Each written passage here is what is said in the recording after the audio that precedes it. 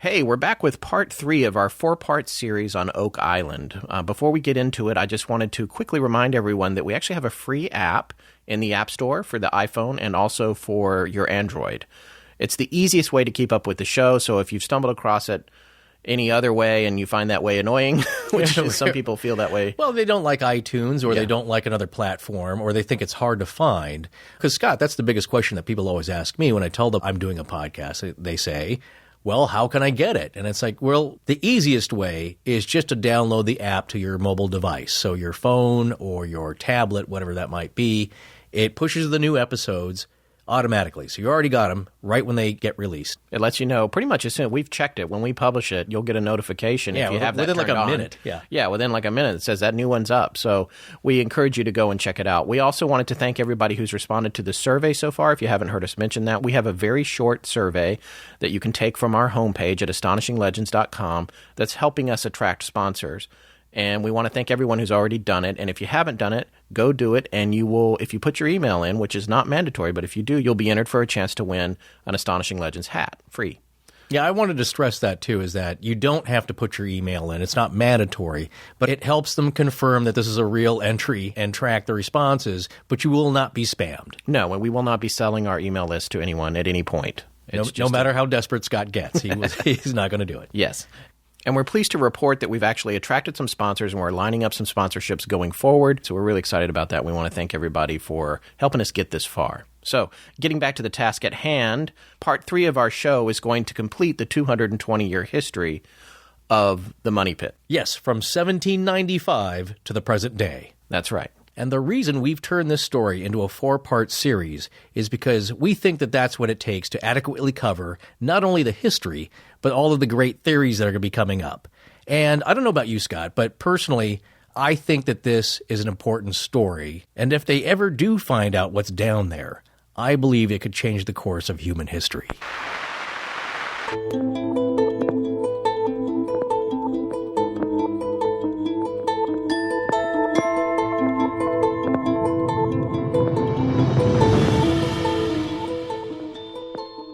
Welcome back to Astonishing Legends. I'm Scott Philbrook, and this is Forrest Burgess. This project, when we get through with it, may or may not make us rich, but at least we will have solved one of the world's greatest mysteries. David Tobias. Join us tonight as we take a look at the last 40 years on Oak Island, Nova Scotia.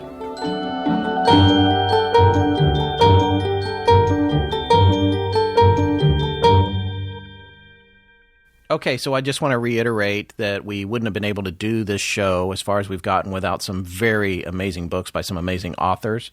The one that I would like to credit personally is Darcy O'Connor. His book is called The Secret Treasure of Oak Island, The Amazing True Story of a Centuries-Old Treasure Hunt. That one's been published several times. The last update was, I think, 2004. And you can get to links to all of these books actually from the page on our website that's associated with each episode of the podcast. There's actually a little Amazon click-through thing there where you can find any of the books we've mentioned and several that we haven't. Forrest, what's been one of the more prominent books for you? You have one there that you read years and years ago, right? Well, this is the one that got me back into the story. Really the first book that I ever read about the entire history and story of the Money Pit. And it's called Oak Island Secrets by Mark Finnan.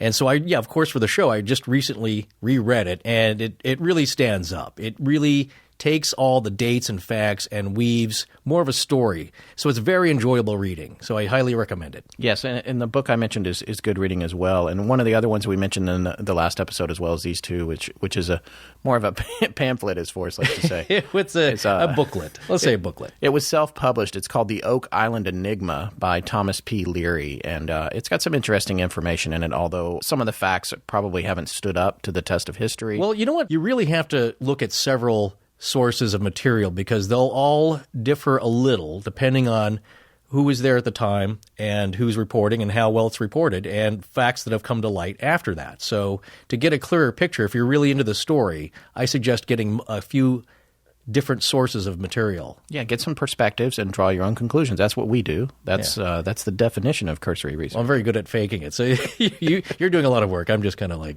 hemming and hawing and saying that's yes. not true. So. Not true. Anyway, here we go. Mid-60s, we get to start with Bob Dunfield, or as I like to call him, Dunfield the Destroyer. I know you like to coin phrases. That is, but he actually did destroy a lot of stuff, so it's pretty accurate. He was a disaster for the island, and some of his, I believe some of his offspring are kind of irritated that he's still referred to this way. Oh, well, I don't know about the destroyer part, but certainly he left a mark and many marks on the island, which were not always great and not well respected or liked by the locals. But he comes in immediately after the tragedy with the of Restalls. August. Yeah, with the Restall, Robert, the father, and Bobby, the son, and two other gentlemen. And so, again, who died. If you remember from part 2, and if you didn't hear part 2, I would go back and check it out, and also part 1, obviously.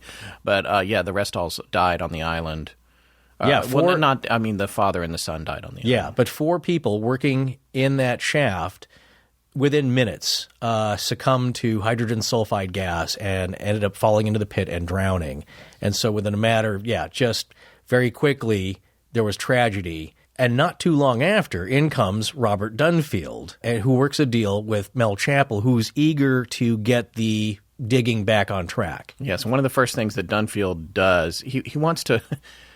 His tool of choice is a 70-ton crane with a 90-foot boom on it. Yes, yeah, that can I guess it can dig a hole 200 feet deep by 100 feet across. Yeah, right. Yeah. It's got a big clamshell, kind of a scoop on it, and it can move a lot of earth quickly. But he's a California geologist for, I think, the petroleum industry. So he's made a good deal of money. He's done a lot of jobs and there's nothing that he thinks that he can't handle. Right. And again, just another person in this long line of hubris saying, well, it'll only be a week and a half, 2 weeks, and I'll have this whole thing solved. Right. So the very first step he takes is to take our beloved Oak Island and make it not an island anymore. Well, you know what? That is one actual beneficial thing that he did, is that he was able to... Because he wanted to bring in all this heavy equipment, bulldozers, this 70-ton crane. He's also got a 110-gallon-per-hour water pump to keep the ocean out. And to get all of this onto the island without having... Huh? Theoretically. Keep the ocean out. Everyone's been trying to keep the ocean out. No, everyone, yes. Well, no, you've had to do any work on there, you have to at least keep it at bay, so to speak, while you're doing the work, because it's just going to keep filling up. But to get all this heavy equipment on there, this entire time leading up to 1965, if you had any kind of machinery you wanted on the island, you had to get it there by barge or boat. Right. And it's heavy, it's cumbersome, it's hard to get it off the boat onto this little island. So that is one, I would think, beneficial thing that he did do. He built a causeway. Yeah, 650-foot road, essentially, that goes from Crandall's Point on the tip there. And that little community there is called Western Shore. It's a little village or community that's on the mainland. And then from Crandall's Point, the causeway goes to the southwestern tip of the island.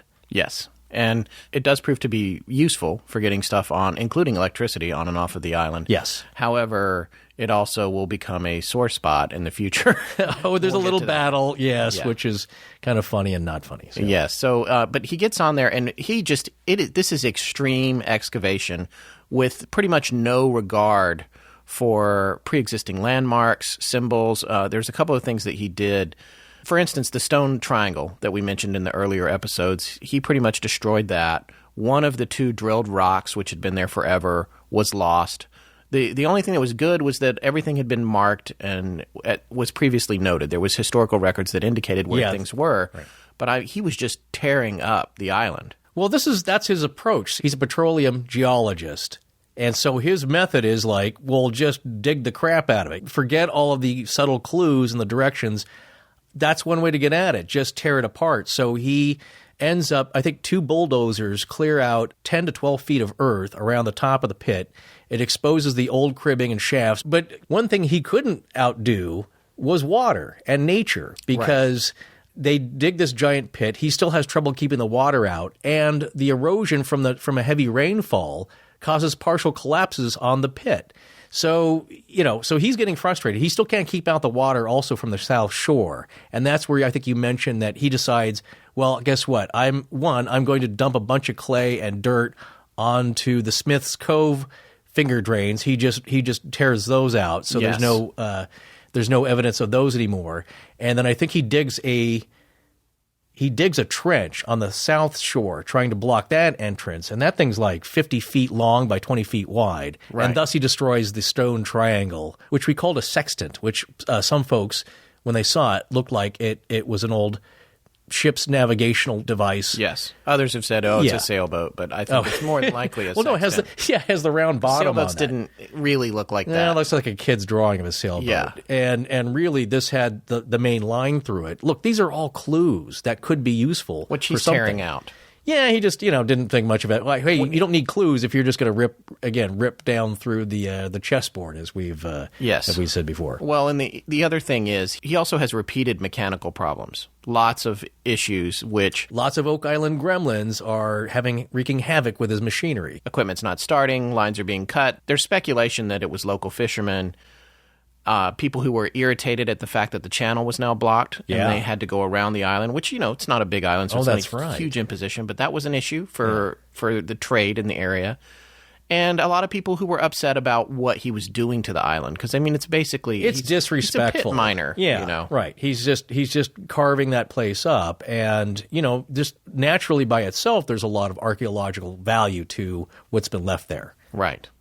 However, he did find some stuff. And one of the things he found, I guess, Forrest, maybe you have the specifics on this. He was drilling down just like the others had before. But his drill is going through bedrock, and it's limestone, so they're able to drill through it. And at about 140 feet... Wait, is it limestone or bedrock, or are those the same thing? Yes, it's limestone bedrock. Okay. Sorry, see, that's how much geology I know. Well... I thought bedrock was a lot harder than limestone. Well, it could be bedrock. Can be made out of anything. It could be granite. It depends on the geologically. Because it's a bedrock. Well, and then you think there's loose. It's not real loose, but it's hard. It's soil that's on top of that. Whatever volcano was laying down that lava, that's the baseline of that, and then it's loose topsoil, which in this case is a lot of glacial till because it's so far north.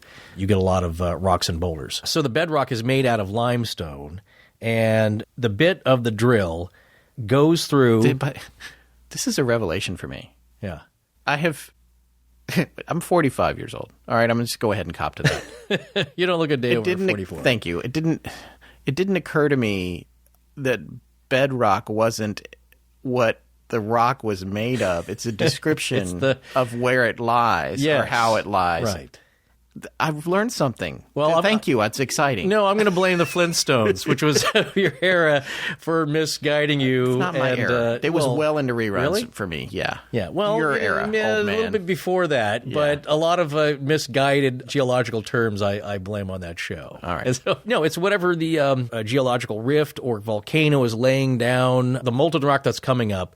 That is the bed of that, and then as glaciers scrub over the land as they're moving very slowly, are creating like small pebbles, boulders, rounded stones. This is what you refer to as glacial till. Yes, exactly. Okay. And that comes up later. The reason I mention that is because some folks think that everything they're finding in there, the timbers and whatnot, is just that, just ground up. The skeptics. Yes. Underneath that giant sheet of ice, it's all being ground up, and that's what you're finding. When they farm, that's what they're farming in is the topsoil. Right. And when you had the Dust Bowl, that's what all dried up and blew away. So anyway, so he's drilling down, and at 140 feet, the drill bit goes into a cavity. Now, to picture this correctly, the bit first goes through 2 feet of wood. So they think there's a 2-foot wooden roof. And I don't know if you've ever... At the top of this room. At the top of this cavity, which they believe is 45 feet high. That's 4.5 stories. Yeah. To the top of the ceiling in your house is probably about 8 feet, right? Unless you have a vaulted ceiling. So imagine that, 4.5 times that. And then it drops down 45 feet and then hits metal of some kind. So we're in probably what's a natural... or possibly carved out by man, But it's either way, it's been reinforced. It's been reinforced, and I don't know if you've ever picked up 2 feet of wood. That's really heavy. Yeah. For something to be used as a ceiling in this giant cavity. Right. And the way they know that is that as the drill bit comes up, as the auger comes up, it's picking up coring samples so they can see what they've drilled through and they can test it. And then, talk about the other thing that he found when he was destroying the South Shore Cove. I'm sorry, I thought you were going to talk. Wait, which is it? No, the trench that was 50 feet wide by 20 feet. Oh, with the coconut fiber? No. Oh, that couldn't be more wrong. The other thing was, I don't know if we get back into this. So at the South Shore, where he started just bulldozing the triangle away, yes, he creates a trench that's 50 feet long by 20 feet wide, and it just kind of destroys the cove. But what he did find was an 8-foot square original shaft that's below the triangle. Yes. And that was filled in. Yes. And so this is kind of important because they think this is done by the original builders. Right. However, it does not stop the water from going into the pit. No. And after about a year of this and a bunch of problems, he goes back to California on another contract. And he says, I will return to finish the job. And, of course, he never returns. No, there was issues with raising money, which is continuing now. I mean, this story has gone on so long, it's probably getting harder and harder to get people to say, oh, yeah, here's $100,000. You're going to figure it out? And I've got the answer. Yeah, exactly. So now we meet Dan Blankenship, who actually was one of the investors in the Dunfield project. And he was not happy with how Dunfield was approaching things, and probably also with how his money was being used. And this is when Dan, who had been inspired by the Reader's Digest article, inspired the same so one. many people, right? Who else was? Well, the other, as you'll find out later, Rick Lagina. I think he was 11 years old. Yeah, when he saw that article. And, of course, Dan's much older. Lagina is the current searcher. Yeah, he and his brother, Rick and Marty. And Dan, though, he was a successful building contractor down in Florida. So he had a little bit of money, and he understood construction. So he was actually the field manager, I think, for a while there. For Dunfield, right? Yeah. He worked on that and then just kind of stuck around. Yeah, so this is when we had the 3Ds, what I call the three, because we had Dan Blankenship, who also had a guy who worked for him named Dan Hinsky. Yes. And then there was an investor whose name was David Tobias. Now, and then his son is also named Dave. Yes. Dave there's a lot of Blankenship. D'ing going. I guess it's the 4Ds. But one of the things that's interesting about Hinsky, and we'll come to him later, is he lived there on the island for some time. He was a caretaker. And he sort of had a little bit of a breakdown that he said had to do with evil spirits coming out of the pit and that sort of thing. Anyway, we'll come to that later. That's an interesting story. But Tobias has a lot of money. He's a millionaire. And he's kind of the new guy that's going to bring something to the game here, and Blankenship is going to be involved. So they form a company, and they start working. And one of the first things that Tobias does is hire a third-party company to do some exploration. So this company drills 65-inch holes all over the island, and it's kind of a revelation because these guys wind up pulling up in their core samples, find china, oak, cement again, wood, and charcoal, all down between 160 to 212 feet. And carbon-14 dating shows that the wood is from the year 1575, plus or minus 85 years. So, as you're so fond of saying Glacial Till, which is going to be the name of my... Your band? Yeah, my bluegrass band, Glacial Till. That wood would have been 10,000 years old. So this wood is relatively is a babe in the woods wood. Yeah, well, when it was cut down. I've ever said. Yeah, but Glacial Till would have been 10,000 years old. So for debunkers who say all the wood that's been pulled up is from Glacial Till, no, not when it's only a few hundred years old. That's not where it's from. Yeah. Also, I think they found pollen samples in the soil that suggest that time range. Yes, right. So nothing too ancient, nothing too modern. Right, and Blankenship also stumbles across these boulders that he thinks are the second flood tunnel. Because the boulders are what we know have been used to, as we discussed in the prior episode, to keep the flood tunnels from collapsing on themselves, almost like a natural filter and sort of a reinforcement for the tunnels for the water to rush. The water can go around these rounded boulders much more easily than, say, solid dirt. They're doing a lot of work, actually, for just a handful of guys. And one of the things that they do is they re-excavate the Smith's Cove flood tunnel, the first one that was discovered. And in that process, underneath the tunnel, they find one of the more famous artifacts, a pair of scissors that, according to the Smithsonian, were most likely Spanish-American and made in Mexico. I don't have a year associated with those, but you can see a picture of them. They're everywhere. It's definitely mid-17th century. So mid-1600s, I think, is roughly the date of Spanish design. Yeah, and they just, you got to remember, it wasn't that easy to make scissors back then. So right, that's right. It's a good point. Plural. I don't know why I know this. I had done some patent searches in college, and I came across the patent for scissors. And when you patent something, you obviously can't name it what its trade name becomes later because it doesn't describe it. Right. According to their patent, they're known as plural cooperating blades. Well, that's kind of, how about that for trivia? Yeah, completely useless. That trivia is so useless it won't even help you in a trivia game. It will help you in a patent lawsuit when you go to file a patent. Oh, and a couple of other things was a set metal square with hand-etched notches on it. The square figures prominently in Masonic lore. Does. Yes. And a heart-shaped stone, which was, chipped away, chiseled away at to make it look like a heart. And the heart is another big symbol within treasure hunting. Yeah, heart-shaped stones are prominent. They come up in a lot of different treasure Not only the stone, but you'll see that, I think we mentioned this early on, the Spanish would do this too, in symbols to locate treasure or water or different resources as you were exploring, as they were covering the territory. They would put a symbol of a heart, or it could be a turtle. That's another big one. Crosses, wavy lines for water, whatever it is. A couple of wavy lines. They're all about getting to something that you need to find. Right. Yes. All right, before we go too much further, we're going to come back to sort of the meat of this guy later, but there's another gentleman who actually first took interest in the site back in the 50s, and he first starts creeping around in the 60s. I'm going to say creeping around.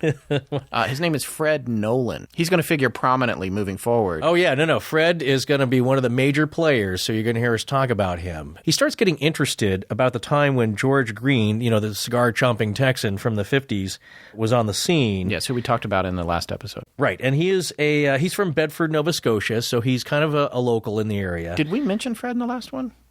We didn't. I don't think so. Yeah, okay. Yeah. We should have. Okay. Oversight. Anyway. Well, we're mentioning him now. Yes. But he's a professional surveyor. So that's his interest. And also, he's big on markers, yes, which he finds a bunch of. But anyway, not to get too far ahead. Look, he's an independent guy, and so it's a little bit of the story of the big conglomerate and the big enterprise versus the little guy. And he's the little guy here. Fred, in 1960, went to Chapel and said, I'd like for permission to look for treasure. That's right. And Chapel said, go to no. hell. Yeah. He literally said he told him to go to hell. Yeah. So then Nolan says, well, how about, he goes, what we should do is there needs to be a proper survey of the island. I'm a surveyor. Can you let me get on the island to do the surveying? Yeah. And Chapel agrees to that. Yeah, well, he's useful. Charles Roper, I believe, was the surveyor for the government, the crown, as they say up there. And he did a partial survey, but only mostly, I think, the east end of the island. So no one had really done the whole island, which Fred Nolan was going to offer to do. Yes, and as we'll find out later, not quite yet, he had an ulterior motive. Well, he gets him on the island. He's a very shrewd man. Yes, he is. But there's another ulterior. Anyway, but let's get back to the Triton Alliance, which is Blankenship's company. They, at this point, after all the excavating and things that they've done, by 1969, they had invested over $500,000. Okay, so they've done a lot of work. In 1970, they built a cofferdam in Smith's Cove. Right. Now, this is Dan Blankenship, who's partnered with Montreal businessman David Tobias, right? That's right. And then they formed the Triton Alliance. Right. Okay. Right. Which we mentioned Tobias earlier, but we didn't mention their company. Yes. So this is the Triton Alliance, which is an important company. And they built a cofferdam in Smith's Cove in an effort to excavate Smith's Cove and see what they could find. And during that excavation, they found a very complex wooden structure down in the cove, which is the same thing that Hedden had found back in 1936, a part of, but wasn't really sure what it was. They don't know if it's a slipway or it had something to do with a wharf or something for maybe the original builders for how they were getting materials and ships in and out of the area during the construction of the pit. Yeah, it may have been an old harbor of some kind, but they found these giant logs, and they're 2 feet thick, and some are like 30 or 40 feet long, and even long, maybe 60 feet long, some of them. but they're notched every 4 feet, and then at the adjoining notches, wherever there's Roman numerals carved in. Yeah, so it's a very well planned out structure. But at least we know it's not older than the Romans. Yes. That's a good thing. But they're definitely hand-man work. It's not driftwood. It's not there by accident. Yes. These things are cored out, and some of them have wooden pins in them. That's right, dowels. And the carbon-14 dating on them shows them to be at least 250 years old. So that's going to put them in the early 1700s. Yeah. Another thing they found during this excavation were these rocks, piles of rocks, and underneath them there was this ash, and they couldn't figure out what it was, and they had it analyzed, and it was bones, burned bones. Oh, really? They still don't know what that. That's what that was. interesting. One of my theories on that is if you're building something that's secret, and people are dying along the way of illness or what have you, Yeah. or whatever, you're either going to take the body with you or you're going to hide the evidence that they ever existed. There again, if you want to get even more nefarious, they may have killed everyone that worked on it. That's what you. Well, that's if it was the mob. That's what you'd do, right? Yeah, How you gonna keep it quiet? I don't think it was probably quite that dramatic, but of course. You don't know. Well, I was We don't there. know. We don't know. I wasn't there. Yeah. But what I would say is, like, if you're cooking, you can burn bones to make ash for different reasons. But Yeah, that's true. I guess there's reasons to burn bones. I can't think of any in modern times, but I don't know. back then. No. How do you make soap with tallow? That's candles. That's maybe boiling. That's boiling bones. Kind of a Fight Club situation. Yeah. Pretty much how you do that. Now, the evidence is that a large group of guys were living on this island for a long period of time, working to build all this. Which is why, frankly, it's remarkable there aren't more human-related artifacts. There's not a lot of human-related artifacts. I mean, they're finding more in the search for Amelia Earhart on Nika Mororo than they are. I'm sorry, there's no freckle cream on. I'm just saying there's not a Oak lot Island. You can't go and say, oh yeah, 100 people clearly camped here. No, but they have found, as careful as you can be to pick up after yourself, to leave no trace. Yeah. They are finding little bits, pieces of cement china. There are a lot of broken china is coming up. That's way down. Yeah, way down. But I'm talking about up on the top where they were living, where these crew, whoever built this was living. They were remarkably good at not leaving a lot behind. Yeah, because just living there, look, you drop stuff all the time. Coins fall out of your pocket. You drop your bosun's whistle. Yeah. Carved out of ivory. My scissors. Yeah, I was going to say the scissors were hard to come by. It's like they probably missed those on the way back. But little bits are coming up. So it proves that there's people who have been there working for quite a long time. Yes. Yeah. So now here we are. It's 1970. And Triton hires a geotech engineering firm to analyze the island. This is a big-time analysis that they're undertaking. It's going to cost them about $100,000. This firm comes, and in the course of their analysis, they drill holes everywhere, including one that is going to become one of the most famous holes on the island after the Money Pit. It is known as Borehole 10X. And we're going to come back to that, but the bottom line is this. Forrest and I were openly wondering, like, how did Borehole 10X get this weird name? It almost sounds like, a couple of kids were playing and they made up a name, but the reason it's such a weird name is because it was part of a series of holes. Oh, yeah. No, there's Borehole 21, which they found a piece of brass in, I think, and they're finding little bits, but they're doing a lot of testing. Now, from what I've heard, and this might not be true, but Dan Blankenship found or decided to drill a test hole there using the old technique of divining. Yeah, I had heard that 10X was found through dowsing too, but I can't understand for the life of me why a geotech engineering firm would drill a hole based on dowsing. Well, you're already drilling 20 holes. Yeah, no, actually, that's used quite a bit in the. That's true. Tobias thinks dowsing is malarkey, though. Yeah. Well, their investor. But he respects Dan. Yes, but no, that's a lot of oil well drillers will use, and water well drillers. It works well for water running underground, and that's what Dan says, that you want the ground to be wet. And soldiers in Vietnam were using them to try and locate landmines. Right. Which I hope was successful, because you don't want to make a mistake there. You don't only get one chance there. But anyway, that's what I'd heard, is that he thought there was an underground channel because of that. Yes, and 10X was originally bored to calculate water flow. That's why they did it. Okay. So 10X is 180 feet northeast of the Money Pit, and by coincidence, it actually lined up with the drilled rocks that Hedden had originally found in 1937, believe it or not. Not perfectly, but pretty close. Yeah, it's halfway between the cave-in pit and the Money Pit. That's right. Yeah. That's right. So when it was first created, they found a 5-foot cavity at about 140 feet and another one at 160 feet.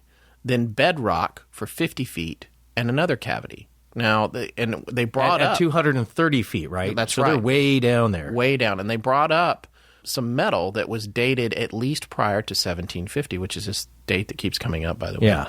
And 10X had real value, though, because it was virgin ground. It was an area that had never been dug by any prior team. Right. Nobody poked a hole in it. Yeah. But, and so you're not going to, whatever you find there, you know it's a genuine artifact. Yes. Because it's not collapsed cribbing or whatever. Yeah, because think about it. What you want to find is something older than 1795. So anything older than 1800, which is when it was first discovered, and it was not a worker of somebody trying to find it, but possibly an original digger or barrier. Triton was so intrigued with 10X, and most specifically Blankenship. 10X became his baby. He was like, wait, this is going to be the shortcut. This is going to be the easy way in, the side entrance, the back door. And so one of the things – and now we're at a point in time when it's like, hey, technologically, we can send cameras down here. And so they're looking around for a company that can help them drop a camera down because they want to get a look at this cavity at the bottom of 10X. The company that they hire to do this work, to help them get the camera down – the first one of the primary partners was the Duke, John Wayne. Oh, yeah, right. And there's been some rumors during the research that we had discovered, that John Wayne had put a lot of money into the money pit and he was involved in all this. There's nothing to substantiate any of that. The closest that he came to being involved was in providing this equipment to drill. And also, I think at some point he may have been interested in making a documentary or something like that. Yeah, I believe so. But he did have an interest in finding treasure because he was a treasure hunter. Yeah, he was a treasure hunter in his off time, but I think mostly concentrated on Spanish American treasure from the Southwest. Right. He grew up here in Southern California. I think he went to school in Glendale. So, but no, he was very interested. But as far as this company is concerned, I think he was just an investor in this geological exploration company. Yes, and the equipment that Triton Alliance tried to use to start this project failed, actually. So it wound up being pulled out before it could get down there. And tell me the involvement with Errol Flynn, because you hear that name come up, the famous actor from the 30s and 40s? Yeah, we mentioned Flynn in part 2, I believe it was. It might have been part 1, but either way, we mentioned him before. He actually did have an interest in the pit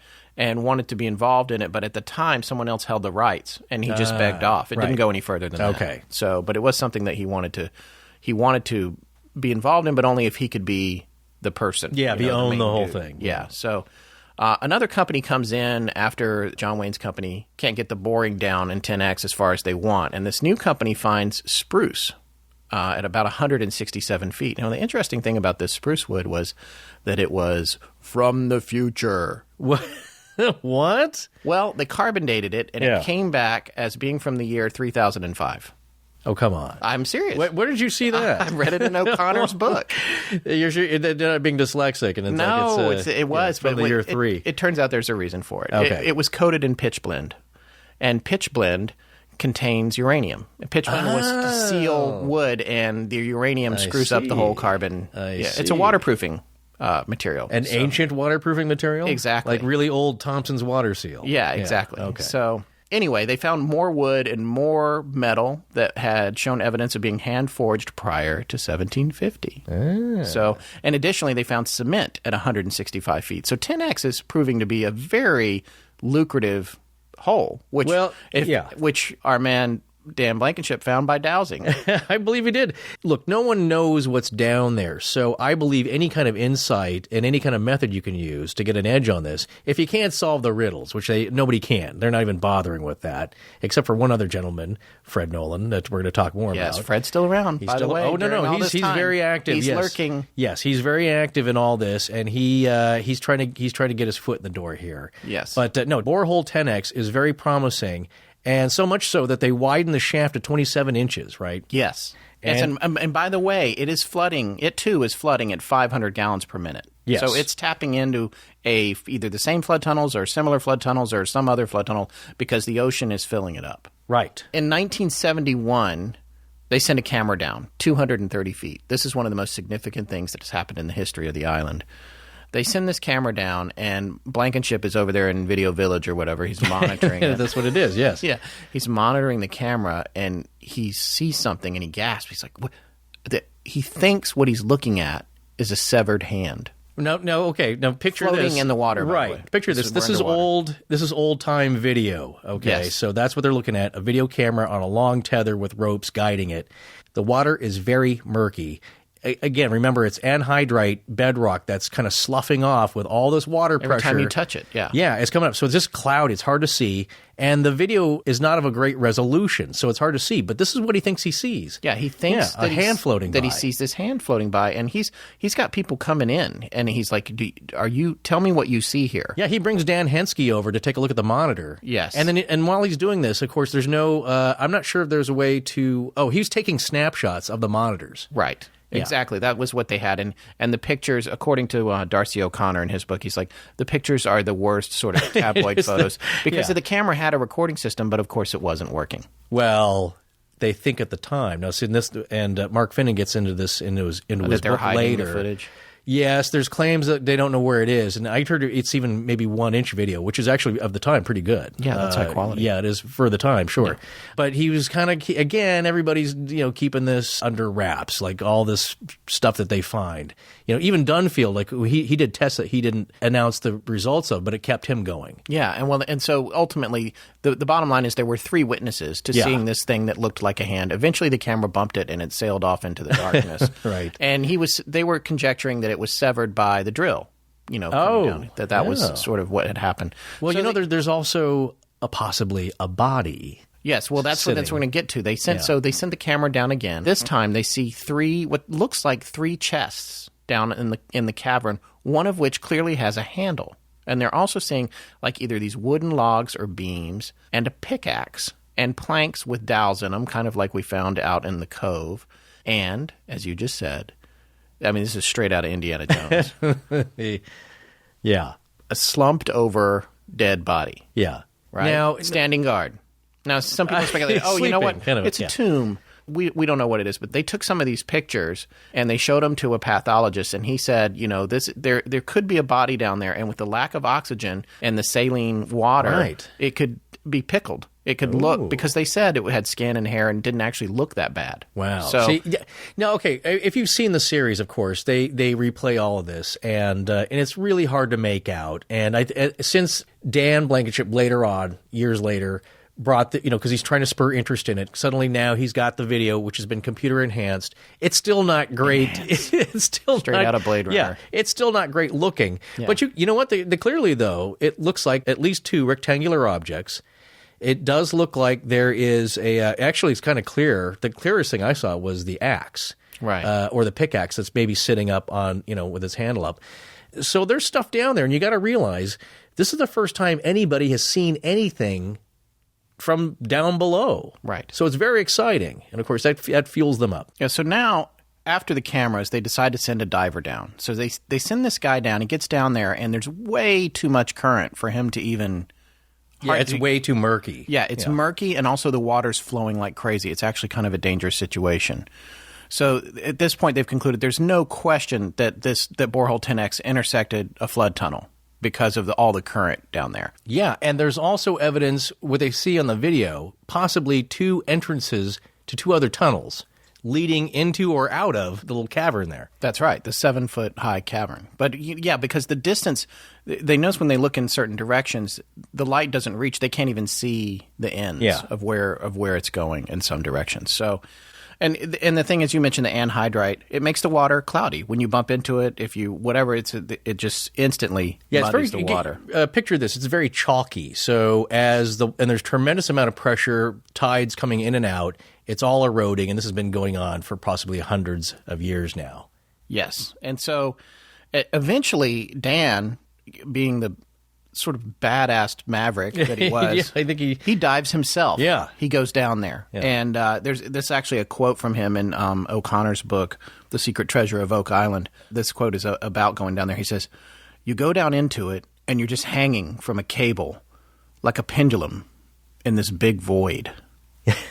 I'm sure it's dark and spooky. Yeah, and he describes it as too dangerous. It's just, and also what's happening is they're realizing that all the pumping is causing erosion, and the bottom of the shaft now is turning into a bottle shape, and there's a risk of a cave-in. So, well, he nearly lost his life on one such excursion down there. That's right. In November of 76, he was down there, 145 feet down, when he heard something. Yeah, he starts hearing, I think, creaking. Little bits of clay are starting to fall on his head. And luckily for him, he starts to realize that this thing is starting to collapse. So I think there was a telephone line or, a cable going up to his son who was operating the winch. And he said, bring me up now. And he gets past a certain point, and the whole lining of the pipe buckles. And he just barely escapes getting crushed or pinched off and stuck down there below. And what they figured was that all this pumping of water coming in and out, all this hydraulic action had created an artificial fault somewhere along the line there. You got to realize that they were also closing off some of the original flooding tunnels. And so this pressure was forcing a lot of tons of rock and dirt and debris and small boulders against this pipe, and it just crumpled in on itself. And you can see the pipe in the show. His son shows the pieces of pinched, and it's amazing how it just collapsed. It was a lot of pressure. He was almost the seventh victim. Yeah, he made it out by 5 seconds. Yeah. 5 seconds later, he would have been dead. He would have been entombed in Oak Island forever. Yeah. So now, meanwhile, I feel like before we go on to what happened next, we're going to take a little break here with where Dan almost died in Borehole 10X.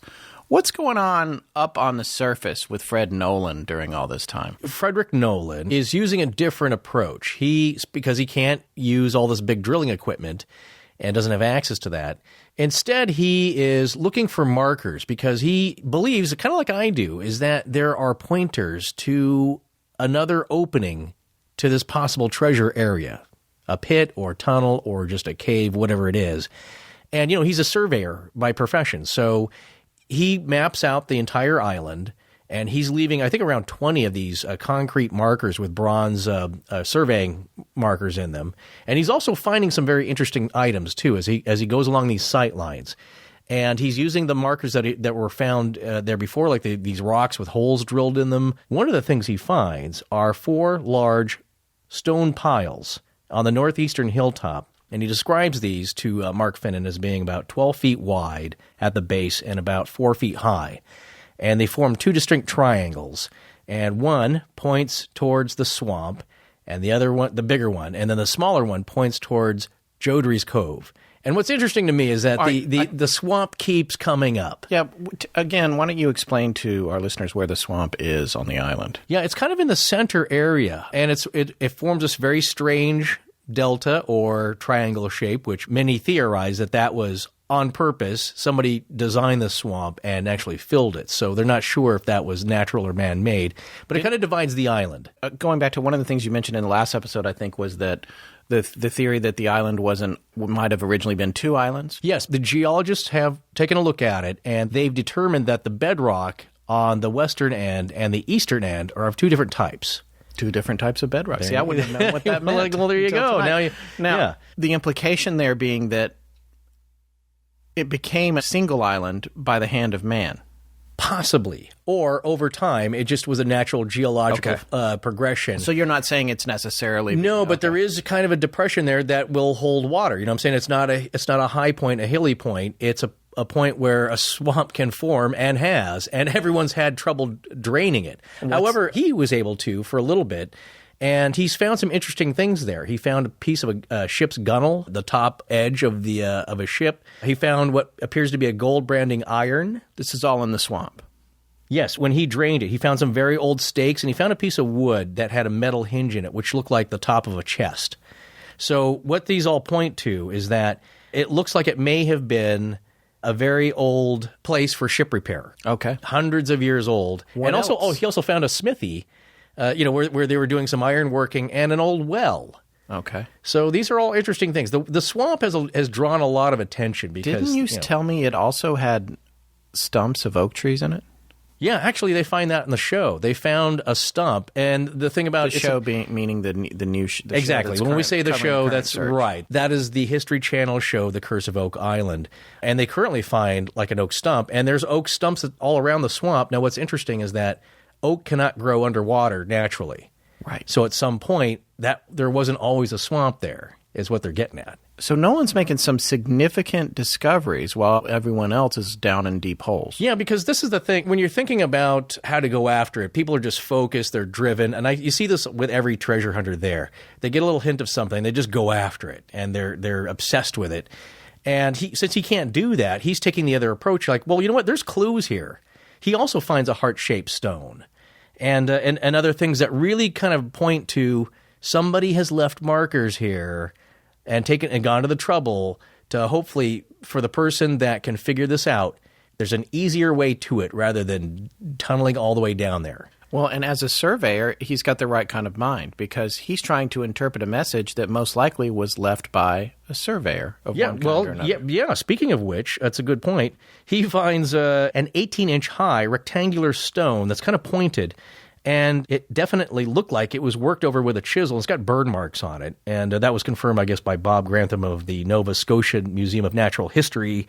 But basically, that looks like a surveyor's mark to him, like a stone that you would leave there so nobody could move it, or it would be hard to move, that you would use to create sight lines. And what we talk about when we say sight lines are that he's laying out a grid on this island and where every little important find of boulders, stones, the triangles he's finding, all on, because he thinks that there's a grand geometrical pattern, a map, if you will, laid over this island by people a long time ago. Also, Nolan is the man who found the stone cross, right? Well, that's probably his biggest find, literally, because it was on his property, and I think gradually, over the course of poking around, and you got to realize this thing's laid out over a large swath of land here, but it was first verified in 1981, but he didn't reveal it, of course, until much later, again, like everything else. Yeah, he found it way before 81. I believe, yeah. I'm not sure. On it a while. I think so. It first came out as a discovery in 81,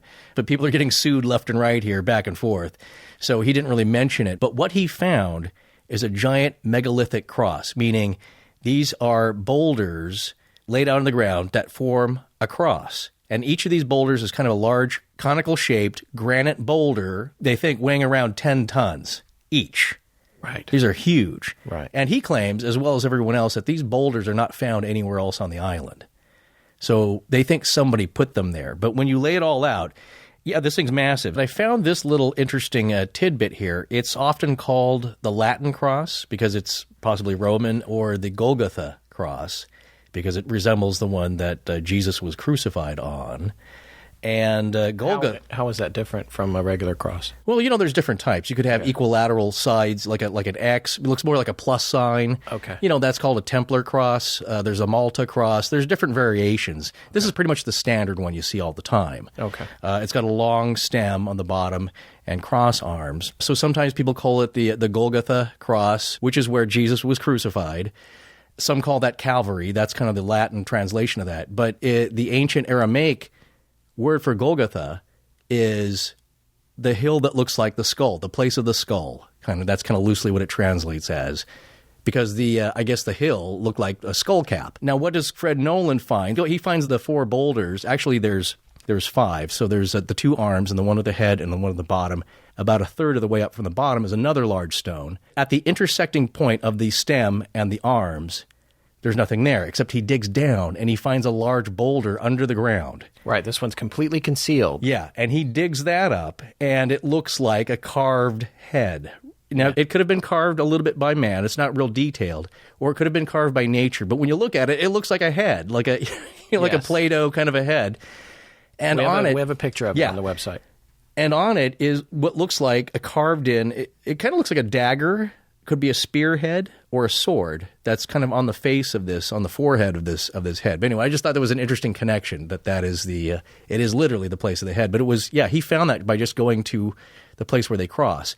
And to give you a sense of the dimension, the top of the cross to the bottom is 867 feet, and each arm is 360 feet from the center of the cross to the end of the arm. So this thing's large, and it sits about I think a northeasterly to southwesterly direction on his land. Now, he claims that he and a partner had dug under one of the boulders in the bottom of the cross, and they found pieces of an old ship's potbelly stove and fragments like that, and but nothing huge. There's no treasure underneath. But he's using this to cite other lines. He's using this as a marker, like this must be significant. And I don't think this was nature laying these boulders out. I think that they were placed there, and so that's a tremendous effort too. Yeah, 10 tons. It's amazing. Yeah. All right, so now we go back to Blankenship. He has almost died in 10X, and he is also now obsessed with 10X, which he is to this day, I think. Yeah. Well, I think he's 92 or 93. Yeah. So, but he's still there, folks, by the way. Oh, yeah. No, he still lives there. His son lives there. Yeah. So he's got to figure out a way to shore 10X up. He comes up with a genius idea, and it's relatively inexpensive.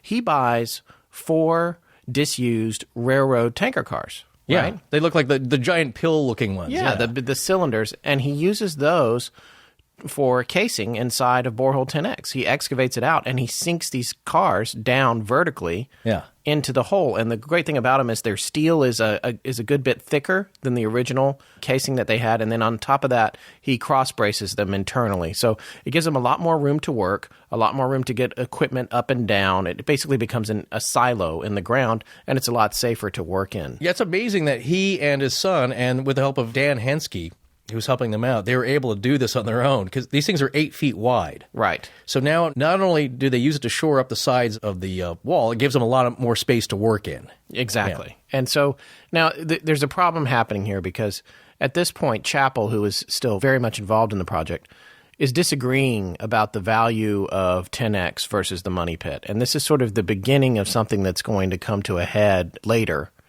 But what's happening is Blankenship is really wanting to focus on 10X because he believes it's the easier way to get to whatever's down there, whereas Chappell and even Tobias feel that they really need to be focusing on the original money pit. Now, the thing about Chappell, though, is in 1980, at 93 years old, he passes away. Yeah. So now he's out of the picture. And even though they had differing opinions about the value of the money pit, both Dan Blankenship and David Tobias were disappointed that they couldn't get to the bottom of whatever was going on Oak Island before Chappell died, because this man, Chappell, devoted his whole life to it. Yeah. Well, his father, and his William father Chappell, did too. Yeah, it was 2 generations. Also Masons. Yes, both Masons. Yeah. So it was actually just a few months before Chappell died. That was when Blankenship noticed, which I can't remember if we referenced before. I think we did, the ice holes, which is a fun word to say. to be said properly, yes. No, somebody notices during the winter. It was Dan. Yeah, that's right. Yeah. He in this, what year was that? In the 80? I'm not sure on the okay. year. Well, you asked me the question, the one fact I don't know. I can't remember what it was. Yeah, but it was. Oh, yeah, no, I do know. It was a few months. It was in 1980, a few months before. Before Chappell died, he noticed these 4 holes in the ice, about 150 feet apart. And when we say that, they're not totally all the way down, but they're depressions. Like he noticed that. Like what's going on there? Warmer That's not water is coming up. Right. Yes, and at the time they had been pumping the money pit, so they become. This is the first time actually that Tobias really believes that there's a South Shore drain tunnel. Yeah, because that there's a manufactured, engineered tunnel that's actually further off from the shore than they had imagined. Right, and this is the second one. This is not the first one in Smith's Cove. This is totally on the other side of the island, right. which we've been talking about for a while. But Tobias, who's got all the money right now, he's okay, I believe you. This is real because I can see what's happening over here. And they went over there. They tried to look at where it was coming up. The water was up to 20 feet deep, and there was years of erosion on top of it. So it wasn't like there was a clear place that it was coming from. It was seeping up from underneath the sand, under the water. So they finally now, and in 1986, they do a study to sort of figure out what kind of money is going to be needed to take this thing to the next step, yet the 5 millionth step. Triton had already spent $1.2 million, the Triton Alliance has spent at this point. Just them. Yeah, just them. And the Triton Alliance is a lot of people. It's 49 people are in the Alliance. And somehow Blankenship convinces them to let him go back into 10X again. And this is a brutal, brutal gig, but he's doing. I mean, and Blankenship is a tough man. Let me tell you. And he's down there in this pit. It is huge, incredibly loud. It is backbreaking work. That water's freezing, by the way. It's yeah, very the cold. water. If you get wet, it's like, or if you're down in the under the water, it's incredibly cold. There's a couple of shots of him actually who's got that '60s neoprene wetsuit on. Yeah, and he was pretty fearless. But that's the thing. He's driven. Yeah, exactly. And at one point, O'Connor talks in his book about how when he went to talk to him one day, he came up and his arm was burned really bad, and he was like, "What happened there, Dan?" And he said, the welder. I burnt myself." Anyway, it's crazy. So now Tobias is wanting to just kill the whole 10X project. All right, they've spent $300,000 on it. He's like, we need to do something else. So he comes up with an idea for a new project called the Big Dig. And this is not to be confused with the tunnel in Boston.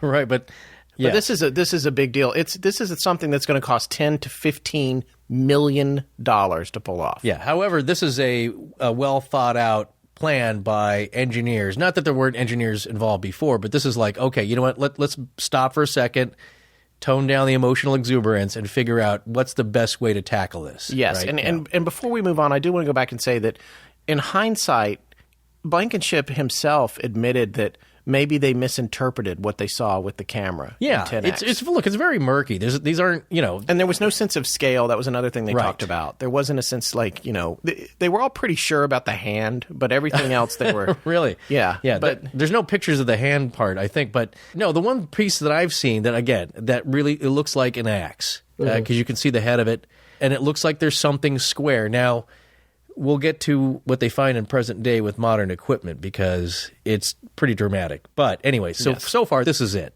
Yes. One of the interesting things, though, coming back, we're bouncing around a little bit here, but coming back to Fred Nolan, even though he'd gotten permission to survey from Chapel, one of the things that he was also doing was surveying the lots, and he knew about real estate and how surveying worked. And specifically, if you've ever sold property or bought property, you know that you have to do all this title searching and checking the lot lines and the boundaries or whatever, and this is second nature to Nolan. And he, on a hunch, takes all of his information after he surveyed the entire island, and he goes down to whatever office deals with transfer of deeds and titles. And who's the current landowners. You know why? Because he was kind of rebuffed by Mel Chappell. Yeah. He was so enthusiastic, and I think he was bugging Mel a little bit because he wanted to get on there, and he wanted to get working. Exactly. And finally, Mel just got annoyed and said, get the heck out of here. So, right. So he takes this information with the new surveys of the island, and he goes back through all the records when the lots changed hands, all the way back to Anthony Gray's daughter, Sophia Sellers, and all these people, and comes to find out that a good portion of the lot, not a good portion, but significant lots, in fact, it was Lot 5 and lots 9 through 14, right, were never properly conveyed due to clerical errors. Not conveyed to Mel Chappell. That's right. He didn't have them. No, the heirs still own them. The heirs had them. So he quietly approached them. Yes, paid him $2,500 for a quitclaim. Yeah, and since this land is kind of swampy, they're kind of glad to get rid of it, frankly. Right. So. Yeah, so this begins what I call the Nolan-Tobias War, because it's really it's coming down to David Tobias and Nolan, and who's got what land and who can do what when, and this thing gets nasty. Oh, well, it got a little nasty even before that, because if you remember, he wanted to use the causeway built by Robert Dunfield. And Dunfield, as we were saying earlier, it's like, get out of here, you pipsqueak, I don't want no interlopers here. Well, he got kind of upset, but Fred Nolan's a crafty guy. Yes. He went and purchased the point... Crandall's Point, I think, on the mainland, where the causeway connected. Exactly. He went and purchased land on Crandall's Point and then barricaded it. Yes. Yeah, and they couldn't do anything because he legally purchased it. They hadn't thought about it. He took away their permission to pass onto their own causeway because now the entrance of it was on his land. Yes, right. And this continues. It continues to escalate without getting into too much detail about it. There was causeway blocking. There was who has the rights to this. They were in court, in and out of court. Oh, Dunfield put an armed guard at the end of the road there, so Fred wouldn't use it. Right. So Fred couldn't use it either. Yeah. So now there's no point in it. No. Then they built around it. It's just all this craziness that goes. And he's like the cranky old guy. But in some respects, I see what his point was: is that he's getting muscled out. And doesn't need to be. One of the bread and butter for Triton Alliance, one of their bread and butter operations was the Oak Island tourism business. Right. And they had a museum on the island, and the people would come and tour and all this. So Nolan goes over there to Crandall's Point and builds another museum. Yeah. of his own. And you know what? Yeah. He's got good stuff to show because he's been surveying and finding these markers. He's got these artifacts. Yeah, he found his own heart-shaped stone. Exactly. You know, so he's, from poking around there, he's found all these really kind of cool artifacts on his own. That's right. You know, as much as anyone else. And at some point, he gets, I can't remember if he gets ordered or whatever to take the barricade down to the causeway. Oh, you know what it is? No, the government was going to widen the road because there was so much tourism activity. Right. And he got upset with that because it's kind of going through his little purchased land. So he extended the museum to cover that. Added on to his museum. To cross the road, so it wouldn't even matter whether it was barricaded or what was happening. Eventually, he lost that battle. They made him tear down that little piece that stuck out of the museum. So it's really kind of comical. At one point, Blankenship was on the outs with him as well. It became a full-blown war. And these are men that used to respect each other. Right. They didn't necessarily want to work together.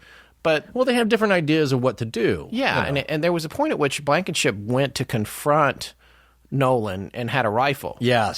I don't believe he pointed it at him or anything like that, but, you know, the cops came and took the rifle. Right. It got pretty bad. And to this day, and, we've been unable to determine whether or not Nolan is actually still alive. But we could probably check into this. Yes. You can see him on the show. And they don't speak, whether he's live or not.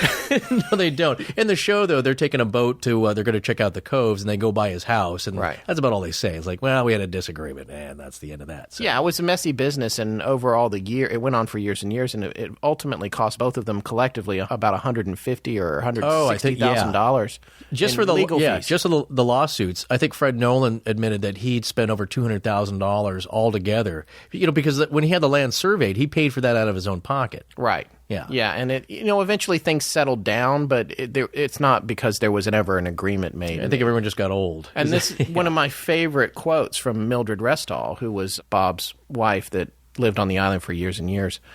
She said, and I quote, and I take this from Darcy O'Connor's book, that David Tobias, Dan Blankenship, and Fred Nolan are a bunch of jackasses. Yeah, because they're just fighting over stuff there's no concrete proof of from your vantage point. There's a lot of schisms going on. Blankenship is still focusing on 10X. Tobias is not really into 10X. So, and he doesn't want to spend any more money on it because he thinks it's a waste of time. He thinks it's questionable what they found there, but Blankenship doesn't. In the 90s, Tobias has brought in a new partnership with a wealthy Bostonite, some rich man from Boston whose name escapes me. But they put together a deal with the famous Woods Hole Oceanographic Institute to do this big study on the island and try to determine if they can prove that anything on the island was man-made and not a natural occurrence. Right. Are you talking about Don Glazer? I think he's from the Oak Island Discoveries? No, it's not Glazer. David Mugar, M-U-G-A-R. But anyway, that's the Boston guy. They spend $80,000 with Woods Hole, and the whole study was inconclusive in proving the existence of anything man-made on the island. However, Woods Hole still felt that it was a genuine unsolved mystery, and they wanted to do more, so they put together a bid to go further and really try to figure it out. And that bid was $700,000. Yeah. At which point, Mr. Mugar was like, "Okay, I've had enough. I've already dropped $80,000 on this. Right. It was inconclusive, and so that study never happened. Now, Blankenship is apparently feeling like this is all a waste of time anyway. We've got 10X. That's where we should be focusing our energy. In 1992, two scientists in a research vessel confirmed the presence of an apparently man-made tunnel under the water where the ice holes had been seen in the South Cove by Blankenship in 1980. And that was confirmed. They saw this anomaly that they clearly identified as being man-made. It's just getting to the point where it's like, okay, we've seen all this. We can't get anywhere. We can't, what's going to happen? And also in 96, Blankenship set up his own company to explore other islands. Oh, yeah. So, he's bought up a ton of treasure trove licenses. All over. Yeah. And we don't know what's happening with that. There's no books on that. No, and the thing is, him being in his early 90s, and his son is still around, but he's not in any shape to search those out. But there's definitely been interest in the little islands around there. In fact, I was looking on Google Earth, and I think it's called Frog Island, and it's between. Frog Island keeps coming up. Does it? Because this is what's really kind of cool and weird about it. If you look on Google Earth, it looks like it's ringed by trees on the outer edge of this little tiny dot of an island, and it looks like there's a trail that goes to the center, and it's kind of a grassy field.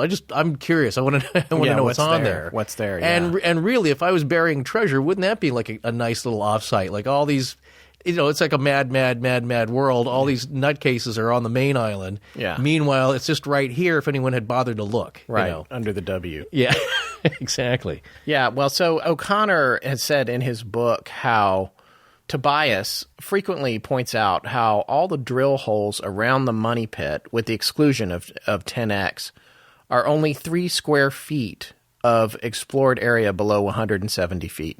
And 3 square feet, that's it. And all those years, all that money, and that's where the bulk of the artifacts have come from, going down below 170 feet. Cement, iron, brass, china, all that stuff. Yeah. So he puts together the plan for the big dig, but what happens with that plan is Black Monday comes along. Yeah, 1989, 88. Yeah, and it's getting harder and harder to attract investors to this project. Now it's, 210 years old or whatever.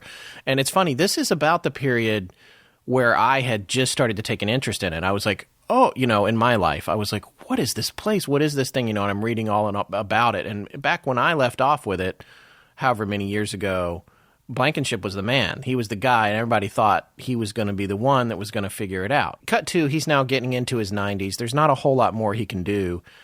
It's time for yet someone else to get involved. And Dan, not to be morbid, but he's got to be wondering if he's going to be number 7. If 7 must die, well, it's going to be a real bummer. Spend your whole life there, and maybe it's going to get solved right after you. Yeah, he's not really donning a wetsuit and diving down in there, but he's around, and so is his son. But now joining them are the latest 2 participants in the Great Search here, and they're 2 brothers from Michigan, Rick and Marty Lagina. These are the guys that are now featured on the History Channel show, The Curse of Oak Island. And so that just wrapped up its 2nd season, I think, back here in November. And they're prepared to launch the 3rd season.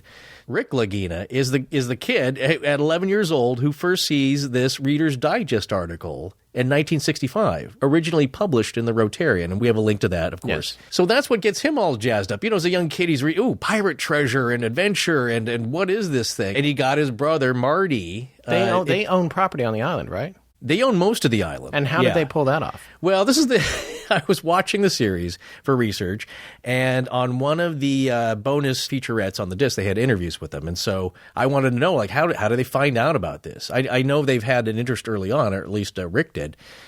And Marty was saying he was leafing through a brochure about islands for sale. And I don't know, that's what he said. And I don't know where he found this, or that's a common brochure you find at the counter of your Frogurt shop. Yeah. But it was islands for sale, and he happened to see Oak Island's for sale. And he calls up his brother and said, hey, remember that thing, that island you were obsessed with? Well, we could buy it now. Yeah, because why now? He's got a lot of money, right? Yeah, he's a very successful engineer, you could say, in the energy business. I believe he's drilled for petroleum and probably natural gas and things like that. That's perfect. He's got money and knowledge. Well, a lot of these guys have, though. A lot of them have been engineers and had a little bit of money. Now, he's not, he doesn't have Larry Ellison money, or, it's not unlimited pockets, but he's got a little bit to spend. And Rick, I don't think so much. He's a retired postal worker. Don't know in what position or whatever, but he's retired. He's looking for a little adventure. They're great brothers, and that's why I like to see them on the show, and that's why you watch these shows. Well, some people, have complained about that show. Oh, it's too slow, it's boring. I see this on the forums, the treasure hunting forums, and that sort of thing. When I actually first started watching it, I was like, I don't know. I stopped watching it myself because I felt like I knew more about the story. Well, you do now, yeah. Yeah, but now, especially now. Now, though, with all the research that we've done, because what they're, only so much is happening. It takes a long time to make progress. And so what they do on that show is they take time to explore the lore behind the show, the stories, and that, I think, is the part that other people are bored with. But to me, that's kind of fascinating, especially now that we have all the background that we have, and you, our dear listeners, have as well. Right. I think you would find the show interesting. Its ratings went way up. Its finale and for season 2 was very high. So I think more people are watching. So. Well, that's the thing. Look, you got to realize that it's not unlike Dumpster Wars or Chopper Wars or a shop that's doing all that, where it's a day-to-day thing, and you go to watch the personalities. You're watching the personalities here, but it's not like there's a ton of infighting. And but also the show is about finding treasure. So it's like, how hard is that? It's like you can't plan. Well, at the end of season 4, we're going to find the treasure. Yeah. And then we'll wrap it up, and then you can buy it on DVD. And it's not like they're finding little things all the time. So they take trips to Scotland. And actually that plays into some of the stuff that we'll be talking about in our episode 4 of the series for Theories on what this is. But it is interesting because this is what's currently happening. And that's when I remember when I first picked up the book, like, what is happening now? What's happening with it? I hope someone's looking. And that's kind of something that's satisfying, is that there's currently people looking. Now, they're using some new technology, and that was kind of the idea, is that they have more advanced technology than Dan did back in the mid-'70s and early 80s. So, yes, video, sonar, all these things have become much better. Drilling, that seems to be about the same, but they're still taking core samples. So what's happening is that they are still drilling down, trying to find the original pit, because now they're not sure. Yeah. It's been refilled and filled with timbers. Blown up, destroyed, junk, refilled. Yes. Yeah. And so and they're you not can't even sure. trust anything you bring up from it, from not being from a prior expedition or something that's out of place because of all the pumping, or it's right. It's a mess. It's a total. It's been made of mess of. It's a soup. Yeah, exactly. Yeah, as was at the end of Breaker Morant. Oh, right. Don't make a mess of it. So, which is what they've done. So the firing squad. Yes, I know it's a great. If I'm ever in that position, that's what I'm going to say. Yeah. But they actually team up a little bit with Dan. He's in his early 90s. But they're showing him different finds. And they have found a few interesting things. They found a Spanish Maravedí coin. You've heard of the term pieces of 8? Yeah. I have one. Really? Oh, yes. cool. My grandfather collected coins. Oh, very nice. That's the finest coin in the collection. Wow. That's pretty cool. Well, they found one of those. They found a coin that might be even older. It could even be Templar. Okay. But it's so corroded, it's hard to tell. But they have a bunch of different people. Marty's son, Alex, he's a young guy that's a diver, and they have him going in. And they have other people coming in, like Craig Tester. He was Marty's business partner in the petroleum and energy exploration field. So he's coming in and he's putting his little bit of expertise. And they have, of course, the show is putting together these different people to help them out. So there's and a couple of them are Masons, which is kind of funny. So there's still Masons involved. I don't think Rick and Marty are. But different, like Charles Barkhouse. Rick and Marty they have a significant amount of invisible partners, don't they? That we're not this is what's been thought, is that there are other silent partners or people who are investors that you don't see on the show, of course, you don't hear about too much, but they may have a hand in maybe guiding this or financially. So, and also Rick and Marty, they have a vineyard, Villa Mari.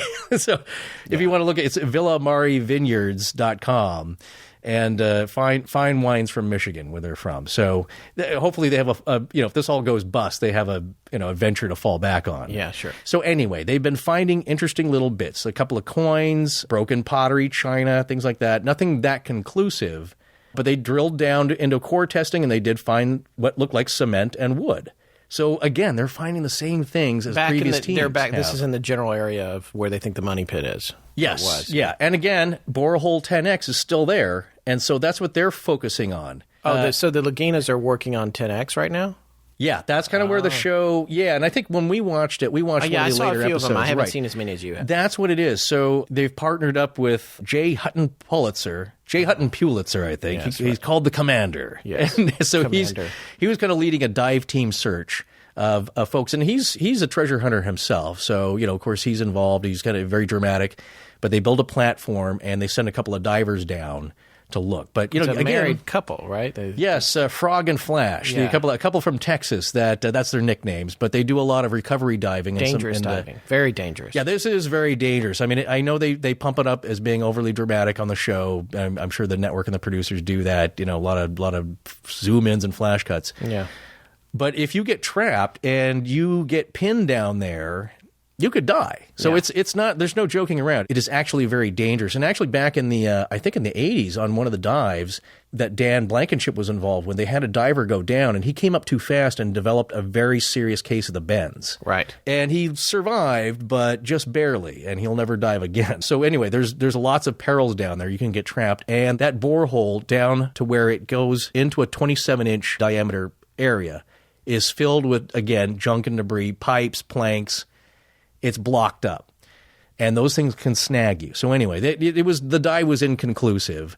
But one interesting thing, and this is, I think, the big finale, and no spoilers because we've actually already mentioned it here on the show. It's basically seeing the things that Dan Blankenship saw on the video, except now it's in 3D mapping sonar. And if you want to kind of get an idea of what it looks like, it looks like an MRI. If you've ever seen those kind of computer-generated images.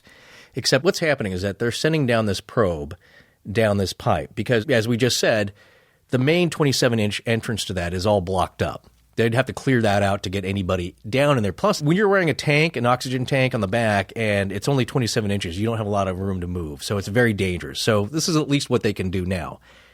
And it gets right into the cavity, the 7-foot-high cavity. And so what this thing does is it takes a sweep of the entire room, the entire area, floor, the sides of the wall, and the ceiling. And what they saw is it's actually kind of dramatic if you know the story because it is kind of what Dan described seeing on the video monitors. Back in 1971. Back in 1971, there is, well, one, the main thing, there appears to be a large timber, like a square railroad tie that's kind of coming down from the ceiling. I don't know if it touches, but it looks like definitely like a man-made, column or something. definitely a man-made support. Right. And not only that, there does appear to be two rectangular shapes, let's say, on the floor of this cavern.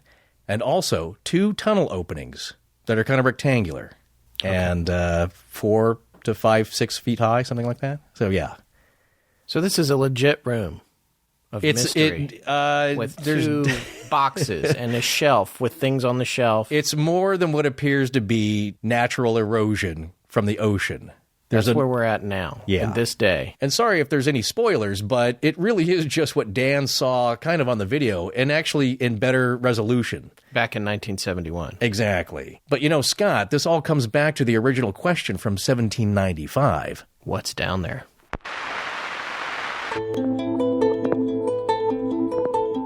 Well, that wraps up part 3 of our series on Oak Island. Join us in 2 weeks for Part 4, the last chapter on Oak Island, where we're really going to get into detail on all the theories about what Oak Island might actually be. Our theme was composed by Judson Crane and our sound design by Ryan McCullough. Thanks to Jim Creative Design for our logo. Most importantly, we want to thank our listeners. You can find us online at astonishinglegends.com, as well as Facebook, Twitter, Tumblr, and Google+. Copyright Scott Philbrook and Forrest Burgess. Good night.